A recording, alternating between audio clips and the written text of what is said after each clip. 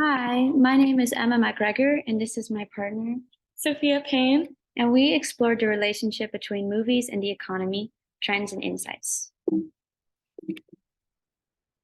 Oops, sorry. So, why this topic? We are both huge movie buffs who have noticed that our moods influence what genres of movies we want to watch. This got us wondering about larger sociological phenomena as such. Our hypothesis was that poor economic conditions would lead people to be more inclined to watch escapist, upbeat type of movie genres, such as comedies and romances. Conversely, when the economy is strong, people might be more inclined to watch darker, grittier movies, such as crime, thriller, and adventure genres. We were also interested in how certain genres have grown in general over time. Finding our data. We gathered data from IMDb websites, which lists information such as popular movie titles for each year, the revenue that it generated, and the ratings of those movies. This gave us an abundance of data to choose from. Then, after using HTML web scraping to get this data, we then put the movie names into an API in order to get the genres of the movies of interest. Then, to get the economic data, we cleaned about 50 different files to get the most accurate data possible. And then we averaged them together into a huge Excel file. This file can be seen here. It includes information such as rent inflation, change in GDP, unemployment rate, etc. And in total, it comprised around 38 columns, which is also seen here. And all of these empty spaces are accounting for null values or unavailable data. So now we'll begin with our visualizations. Firstly, what we see here is we have all of that economic data put into line graphs. This is called visualization 7 because clearly it's a mess, but we thought it was interesting to demonstrate how much economic data we collected in a visual sense. But this is not one of our main visualizations, just an interesting caveat. And here's another interesting picture that we created. So this shows the top genres every year from 1947 to 2022. Those top genres through code we determined to be crime, thriller, action, romance, drama, adventure, and comedy. So yeah, a stacked bar chart is depicting that here.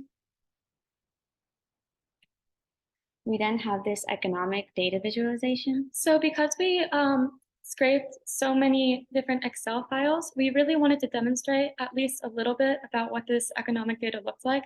Unfortunately, we could not include all 38 of the graphs, but we thought that this was a good representation of how much variance there was between different economic trends for different years. So we thought it would be an interesting thing to demonstrate, even though we can't actually use this for any sort of analysis or insight.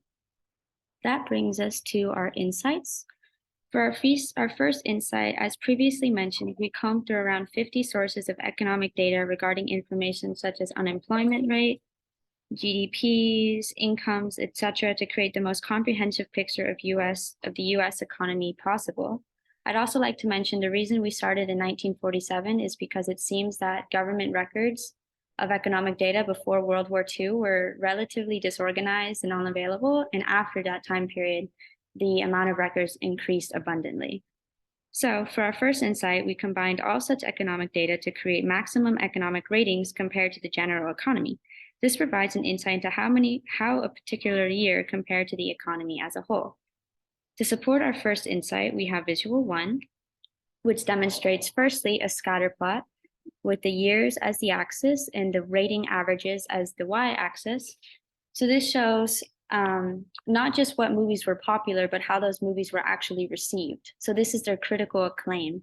And we thought romance, comedy, and drama were especially interesting as they kind of gave more insight into sociological phenomena, we thought. So as you can see, we have drama ratings compared to economic data, romance ratings compared to economic data.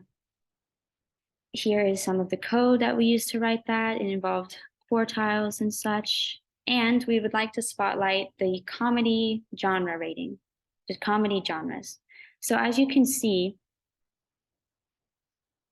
that comedies and a strong economy share an inverse relationship. So during years where the economy is worse, people are more inclined to watch comedic movies. which is just what we had hypothesized originally.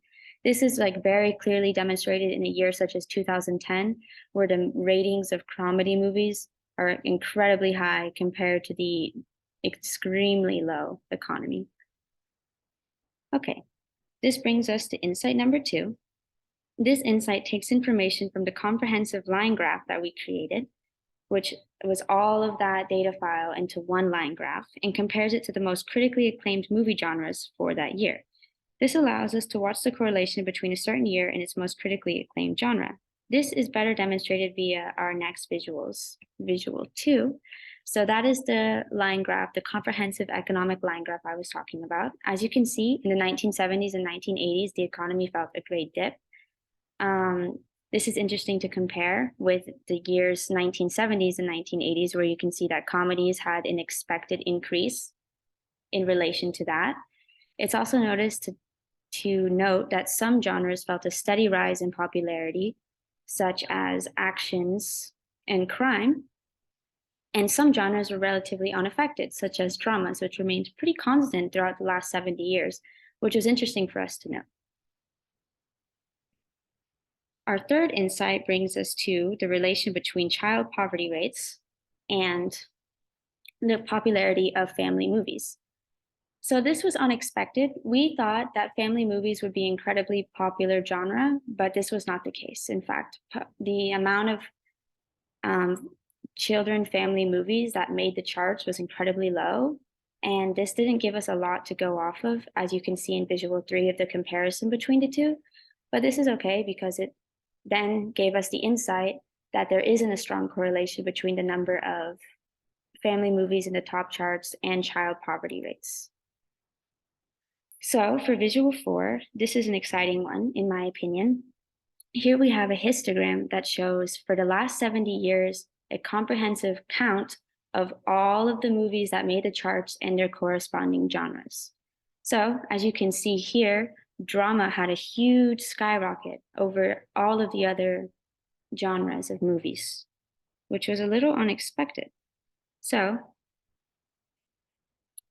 I will describe this a bit more.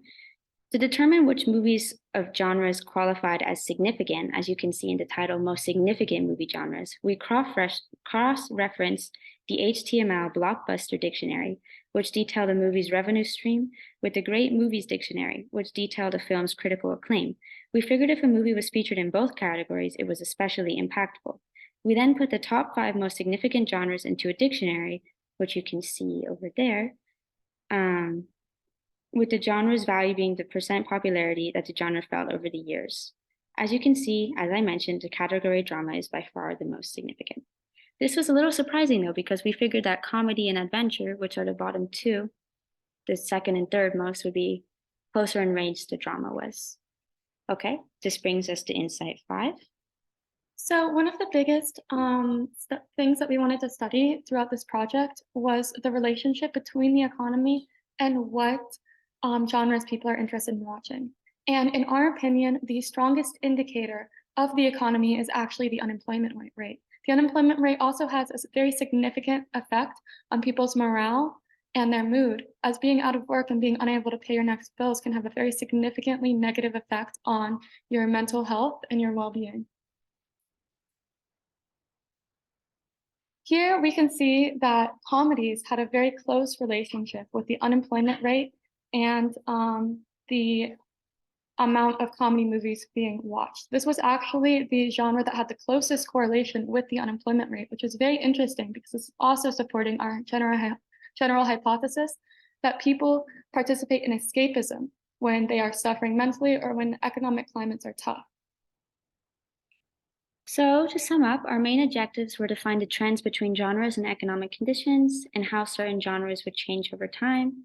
We found a couple interesting things, such as dramas make up 1/5 of the total blockbuster hits in total from the last 70 years, and that recessions found to correlate with increased comedic movie intakes. The challenges, as we previously mentioned, include things like the lack of available economic data. So as such, we had to fix this via creating our own data sets from 50 plus different sources. And what's next for us? So after finding that there do exist some correlations between the movie genres that people watch in the economy, we're a little interested in how music would be influenced. So during poor economic years, would people be more inclined to listen to pop music, but during more strong economic years, would people be more inclined to listen to grittier music, such as like the blues, for instance? So yeah, that was where we would go next with this project. Thank you for listening and thank you for your time and thank you for a great semester. Mhm.